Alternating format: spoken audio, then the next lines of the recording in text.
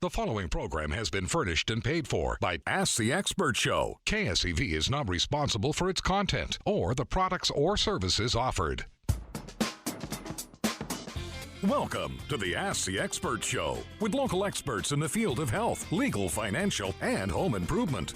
Now, here's your host, Gary Knight. Welcome again. I'm the aforementioned Gary Knight. This is a weekend, and it's time for Ask the Experts. And today, we're going to start off with VESA. And Harlan's standing by. That's the Federal Employee Service Association. There you go. That's VESA. all right. Emails are coming in about questions for you. My employer offers excellent life insurance coverage. I can get up to 5 times my salary. It's very expensive. Why would I ever need to get a policy other than that? It's very expensive. Okay, well, that's kind of unusual because typically those policies are not very expensive. Okay. But I can also understand that why would you need something outside of that? Because 5 times your salary, let's just say someone's making $50,000. That's a pretty good chunk. They got $250,000 now. Yeah. But the problem most of the time with a group insurance policy like that, Gary, is that when you leave the job, you lose the life insurance. It's gone. And now you have nothing. Well, what if during that time you were working, maybe you're working for that company for 25 years, and as you obviously started making more money, that policy even increased, which is great because that helped provide that coverage that your family would need if you were to pass away. But once you leave that job, if you lose it, you may be in a situation then where you're not insurable. I have seen it over and over where someone has had some type of condition during their work years that made them uninsurable once they leave that job, whether they voluntarily left the job because they retired or just moved to something else, or they were involuntarily let go from that job, as I was after 19 years of service. And when that happens, your insurance is gone. Your life insurance is gone. And now I don't qualify for another life insurance, or if I do, it's a very small policy, and it doesn't really provide for the needs of me and my family. And so looking for a policy whenever you really have your best health, the old saying, the younger you are, the less it's going to be, that's the time to do it, is to make sure that you get that. And a lot of times, even if you have insurance through work, it's really good to have a personal policy and a policy outside of that work that you wouldn't lose if you were to leave your job. Speaking of life insurance policies, this person was recently declined because she had cancer 20 years ago. Okay. She doesn't understand this. She's been cancer-free 18 and a half years now. Will she be able to get another policy? That's a pretty good question. That's going to vary from carrier to carrier. What she needs to do is make sure that the policy she's applying for is not just going to decline her out of hand. Yeah. If she's been cancer-free for 18 and a half years, then a lot of companies are certainly going to accept her. Even as little as 5 years of cancer-free, there are companies that are going to accept you. They may limit how much you can get. You may not be able to get a $5 million policy, but you still can get hundreds of thousands and even up to $1 million policy. I mean, I'm thinking right offhand of 3 or 4 companies that I know that would obviously provide that coverage if there was no other underlying issues there. Yeah. They of course look at the entire situation that someone's in, but to find out if she was truly eligible for a plan and to be shopped around at a number of other providers, she should really reach out to us at gofesa.com or at 512-687-6202. Now, one thing I do want to point out about this is if she has truly been declined, that can be a strike against her. And that's one of the questions that's on most life insurance applications is, have you been declined life insurance by another carrier? And sometimes if you have, that can be a problem. A strike against you. It can be a strike against you, that's right. There could be a time period where we can't even apply for another plan. That's just something else we'll have to look at. So if someone is in that situation, then they certainly need to reach out to us so we can look at that. That's also a reason why you really shouldn't just go out online and do it yourself, Gary, because you don't know. You're applying for this plan and you're answering these questions without knowing that you would have been declined automatically anyway. That can happen. Really? Absolutely, because you answering a question like this, and the system is just they're going to decline you. Wow. But you didn't know that to begin with, whereas if you're talking to a broker, it would be my job to look at that and make sure we only applied for policies that you had a chance to get, not to one that was going to decline you because you had cancer 20 years ago. Okay. Someone goes on to say, when designating a beneficiary on the life insurance policy, is it best to choose a person, create a trust, or what? All right, that's pretty interesting. And the answer to that question is yes. It's certainly best to designate a person or a trust or a specific place for it to go versus a state. If you were to put it towards your estate, then there can be tax ramifications there that you didn't anticipate. It's best to certainly put it to a certain location that could even then be designated some in your will. But as far as whether a trust or an individual or multiple individuals, that really is going to depend on the situation someone's in. If you had underage children that you wanted to leave that to, many times a trust is the best way to go. But there's a lot of moving parts in a trust also, where you have to make sure that you have the trustee. It has to be kept up with because there are going to be some charges that are associated with some different fees that are associated with that trust. So there's a lot of different parts to that would certainly be very individualized. And if someone were looking at beneficiaries as the reason they're going to buy a policy or one of the then you need to really make sure that you talk to somebody to get really the lowdown on what the best way to go for your situation is. 512-687-6202. Is that good enough number? That's it. GoFesta.com. Harlan, with Gary Knight, what is the difference between Medicare and Medicaid? Medicare and Medicaid get confused all the time. I have a good buddy of mine in San Antonio that every time he asks me about his mom's situation, he calls it Medicaid every single time. Yeah. And she's never been on Medicaid in her life, but she's on Medicare and has been for years. It's confusing. It's just one of those things where they sound so close. And Gary, actually somebody can even be on both of those things. I've heard of that. Is that true? How do you do that? Lower income? Can I say that? What's that now? Lower income people? Lower income, yes, sir. Which is good. Nothing wrong with that. It helps. Nothing at all. But that is correct. So let's go ahead and get the definition. So for Medicaid, now I'm going to be very specific right now and talk about the state of Texas. With Medicaid in the state of Texas, you only qualify for Medicaid if you are under the age of 19 or over the age of 64, unless you are disabled or considered needing someone to take care of you at all times. Under 19, over 64. That's right. 18 or younger, in other words, are 65 and older. In the state of Texas, that is who can be on Medicaid. It is, and it's only for folks, of course, that are at a certain income level or lack thereof in this case. Gary, they don't have an income enough to what would be considered be able to take care of themselves financially and get the coverage that they need on the health side. That means every state's different. There are a number of states that expanded Medicaid, and therefore that age requirement goes away. If they expanded Medicaid to go across all ages, then the fact that you are 27, you could be at a certain income level and still qualify for that state's Medicaid. And they also call it different things in different states. California calls it something different. Minnesota calls it something different. It doesn't matter. It's all still part of the same type program. It's funded both by the government, the federal government, and the state. But a Medicaid traditionally is a state-funded program. But here in the state of Texas, you have to follow those qualifications that I just said, whereas Medicare is for folks that are 65 and older or that have been on Social Security disability for 24 months or longer. There's also the possibility someone could be on it because of end-stage renal failure, which is kidney failure. So there's a few other reasons there. But as we talked about before, someone can also be dual eligible. And that means that they are low income and also over 65.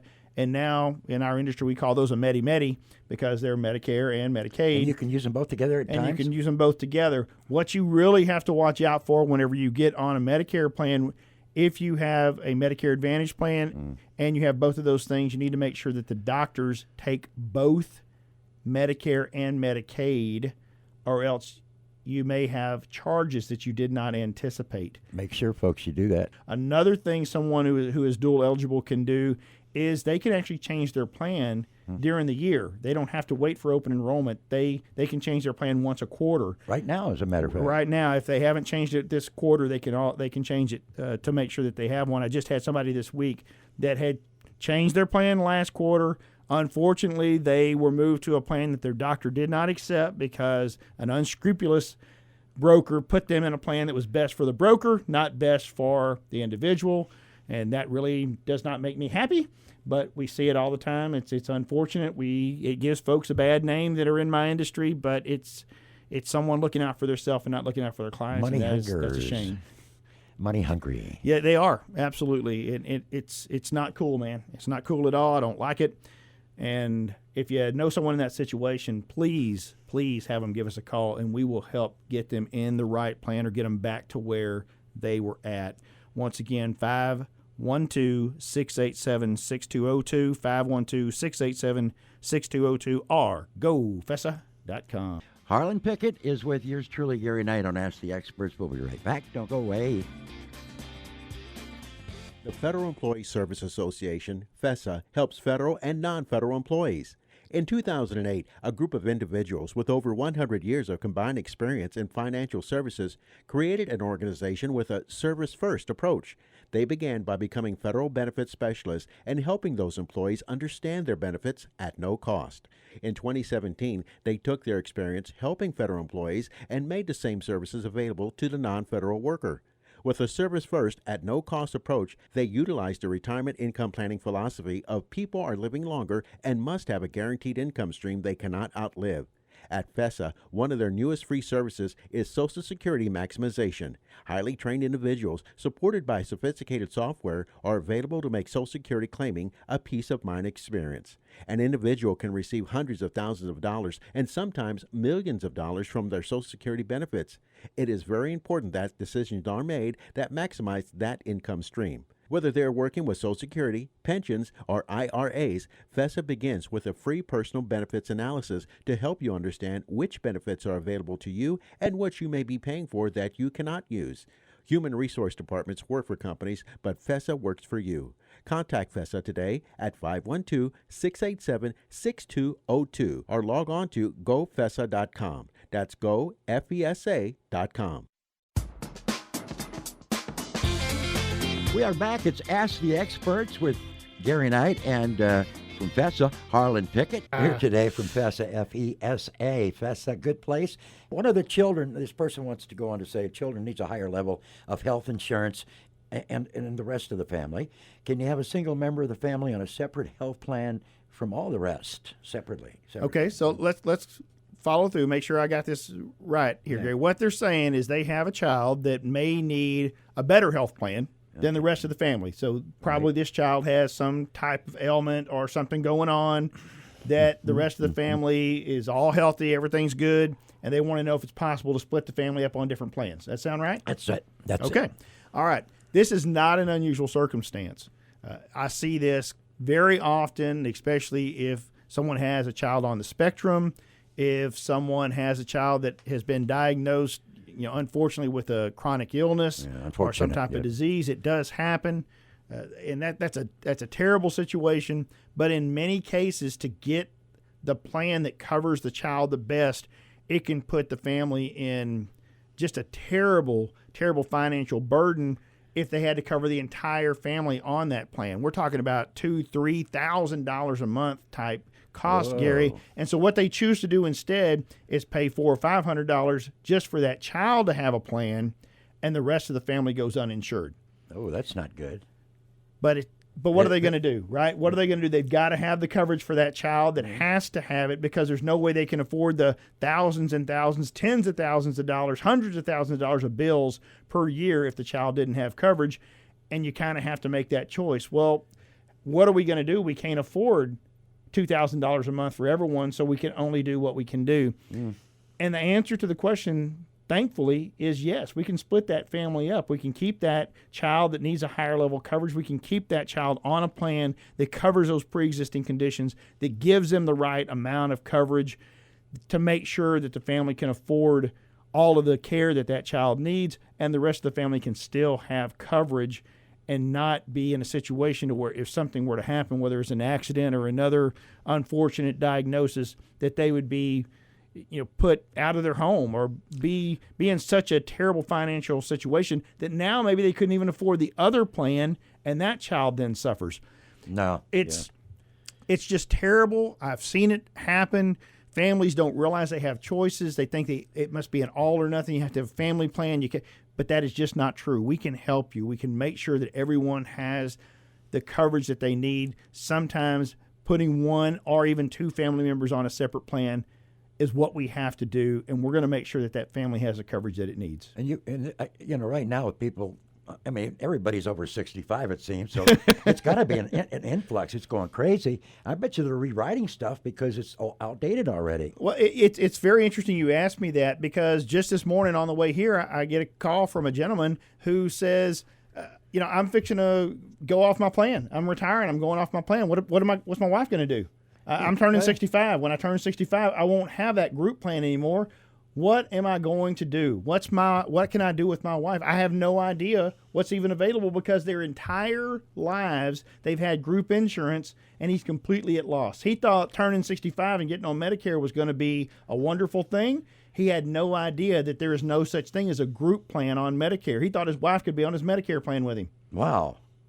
No idea. There are options, though, now, more than there were 10 years ago. There are options, but he had no idea what they were. He was blindsided by getting the letter from his former employer telling him that when you turn 65 here in a couple of months, you better find something for your wife, because she's not going to have insurance anymore. And neither are you, for that matter. Blindsided is right. He had no idea that when he went into retirement, he was going to lose that plan. He didn't even know he had to take Medicare. Surprise! I'm sorry. Yeah, sorry about that. Here's something on us. You'll have to explain to me. I'm out of the service area. What is it? Explain that to me. Let's break that down that way for a service area. Say you've got. Does that mean you have your insurance only through Texas? Say, for example, if you're in another state and something happens, can you still use it? Okay. All right. Is that a good question? Okay, their service area. Now I understand what you're asking me. So what they're saying, so let me give you a for instance here, Gary. Yeah, please. In the state of Texas, we obviously have Blue Cross Blue Shield. Yeah. It is Blue Cross Blue Shield of Texas. All right. I got it. What does that tell you in the name, Gary? It's only for Texas. It's only for Texas, right? It is an HMO, and it's only for Texas. Well, if I was visiting Montana, what would I do? I guess I don't have any coverage, right? I would think. Well, the good news is if you have an emergency, you're covered anywhere. It is required on any of those type plans. Any ACA plan or any plan that follows Obamacare must cover you in an emergency, no matter where you are in the United States. And no matter how long you've been there? What if you've been there over a year and something happens? That's a different situation, Okay, because I'm you've just throwing moved. things in You're not now. visiting, right? In that case, really, you should have changed to a Blue Cross Blue Shield of Montana plan at that point in time. Well, right? that person's still got Texas driver's license, so go figure. Now you got to convince them that you're just visiting still. No, I understand.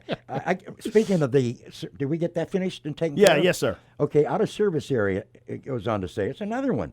I'm out of the service area of my health plan. What happens if I have an emergency and I need care? Or is that what we just covered? Yeah, that's pretty much exactly the same thing. So Okay. yeah, that's just another question that someone had kind of the same kind Well, of he didn't know question. what she was thinking. Right. Mike, And so it's the same thing. If you're out of your service area, whatever that service area may be, as long as you it's an emergency situation, then yeah, they're going to cover you. Now, what a relief. Okay, a person with a credit union, my credit union is offering an indemnity plan. Okay. I just don't understand what this is. Well, you know how to explain it. I don't. Okay, an indemnity plan. Typically, these are the type of things that a credit union may offer you. They may offer you a cancer policy, a critical illness policy, an indemnity plan, lots of different things. Credit unions do some very inventive things, and typically they get great group rates because everyone in the credit union is offered it, and they're kind of underwritten as that big group. But what the question really is what is an indemnity plan? Well, what an indemnity plan does is pays you a set amount for different things. For instance, maybe if you're in the hospital, it may pay you $1,000 a day to be in the hospital for up to 10 days. Or it may just pay you $100 a day, but it's unlimited. And that way, if you were in the hospital for 300 days, then you would get $100 a day for each day that you were in the hospital. It also may have things such as we'll pay you if you have an accident and you have to go to the ER, then we'll give you $100 or $500. A lot of times you hear a plan such as Aflac that do these payments or scheduled payments, and those are also really indemnity plans is what they are. It's a scheduled benefit that you get for certain things happening. A diagnosis of cancer, I'll give you $5,000. I'll give you $50,000. Whatever it is, an indemnity plan is going to pay you that amount. And typically, if you're getting that amount over and over because of something, then that is an indemnity plan once it goes over. It's a certain amount of payment that you receive if an occurrence happens. And okay. And those benefits traditionally, unless you've assigned them to a doctor, are going to come directly to you, Gary. You're not going, those benefits aren't going to be paid to the hospital or paid to the doctor. They're going to come to you. Directly to me. Directly to you. That's why plans such as Aflac and other ones that are out there, yeah, there you go, they're going to come directly to you. Those payments come to you, not to the doctor. They help cover other expenses that your health insurance don't cover. Very good. My company insurance plan is ridiculously expensive for me and my family, but they keep telling me it's affordable. What's going on? What are they talking about? We actually had a segment on this on the Health and Wealth Power Hour here this past week because of exactly that same question. It makes me wonder if the person that sent that question in to me is also the person that had that situation. Could have been. Because it's so funny what the definition of affordable is. And if you have group insurance and you're being told that your plan is affordable, then what that really means is just your cost as the employee, not your family, but your part is less than 8.5%, 8.5% of your salary. Oh. It really doesn't take much to get underneath that, Gary, and a lot of times because employers paying 50% of the cost, you'll fall in that 5 to 6, 7%. And so you fall underneath that affordable number of 8.5% of your salary. So 100,000 is like 8,500. Right, 8,500. The problem with that, Gary, is they don't take into consideration your family. It is only for you. So if you're only paying $200 a month for your plan, that means that you're only paying $2,400 a year, right? Right. Well, that's going to be affordable for most folks. The problem is when you add the family on, now you're paying $1,500, $1,600, $1,800, $2,000 a month for that plan, and the government's telling you it's affordable. Ooh, I see. Because you don't get to count your family's cost for that plan. But just like we talked about potentially having a child earlier in the show, we talked about having a child that may need to be on a separate plan. Right. Maybe the employee's situation is very affordable, so the employee stays on that plan. We can put the rest of the family on a separate plan that costs them substantially less than what the cost would be if they were on that family plan. We do it all the time, helps people save literally tens of thousands of dollars a year on insurance. This is something from an unfortunate person. They found out that a retiree health insurance plan will not cover me when I turn 65 come December. What are my options for coverage now in the meantime? Yeah, that's very similar to what we talked about a minute ago. It's getting more and more expensive. It's getting more and more common that companies, I just found out here recently that the city of Houston, if you're a city of Houston retiree, when you hit 65, your insurance is done. They will not cover anyone into retirement. You got to get Medicare. And once you've got Medicare, now you've got to figure out what else to go with Medicare, right? Gary, you and I have been talking about that. Times are changing. Right. But in your case, because you're not retired, you still have the option of having group insurance. This person that's retired does not. They will not cover a retiree in Medicare age. And that's what's happening in this particular situation is he no longer will have his group insurance to rely on, and so he's going to have to go on Medicare. He doesn't know his options, so he probably doesn't even realize yet that that's what's going to happen. Once he gets on Medicare, then he's going to have to look and see, what may go with that. Medicare is an 80-20 plan to not have that extra 20% that he's got to worry about. He's going to have to find something else. And, of course, Medicare also doesn't cover medications at all. You have to have that separate Part D plan or have to have that part of a Medicare Advantage plan to cover that. And if he's been on a group plan for years, same situation as the person earlier. They have no idea where to turn. They're just totally confused. We can certainly help you. We can give you some great guidance on which direction is going to be best for you. Please, please, please give us a call or send us a request for more information out at gofessa.com or 512-687-6202. I'm with the company. I have the regular plan like we talked about a few times. And it's forcing me off in a way because every year I'm paying an extra 10 or 20%. It's just going skyrocketing. Right. So they're forcing you off in a different way. Okay? That is not uncommon either. It's kind of interesting. We all know the story of Obamacare, and you can keep your doctor and you can keep your plan and all the other kind of stuff that was all lies, obviously. And the cost is going down. Ha ha ha. Yeah. Obviously, no one could afford the plans, period, if we didn't have the tax credits. And, of course, that's all getting you to rely more and more on the government to provide your health insurance. While it's a great option for many people, the bottom line is that's what they're really doing is promoting the government having to take care of you. Not that I'm giving away my stance on it at all, ha-ha. But, yeah, we look at all of these things, Gary, and it's interesting how times have changed. Overlooking at these plans, whenever Obamacare came on, a lot of these plans were grandfathered. So you had United Healthcare, Blue Cross Blue Shield. A lot of folks stayed on their plans for a really long time because they were grandfathered in. They didn't have to leave those plans. But eventually what happened is, of course, those prices just kept going up and going up and going up. And while they didn't make you get off of them, they made you get off of them because you just couldn't afford them anymore. That's your comfort zone to begin with. We all have comfort zone. Right. And I think the thing that gets people the most, I just had somebody this week that's on a different type of plan, and she said she's never used her plan one time in the last year, and she just got a 20% price increase. Wow. 20%. Yeah. Never used my plan one time, 20% price increase. I'm not surprised. Yeah, I mean, what's going on with that? That's just ridiculous. Thank you, Harlan, for everything. Well, this time went quick as usual. And if they want some more answers, the questions that they have of their own, contact Fessa today, 512-687-6202 or gofessa.com. That's it. Thank you very much. Have a great weekend. Yes, sir. Ask the Experts with Gary Knight here on AM 700 KSEV. Thanks again for tuning in for another Ask the Expert show right here on AM 700 KSEV.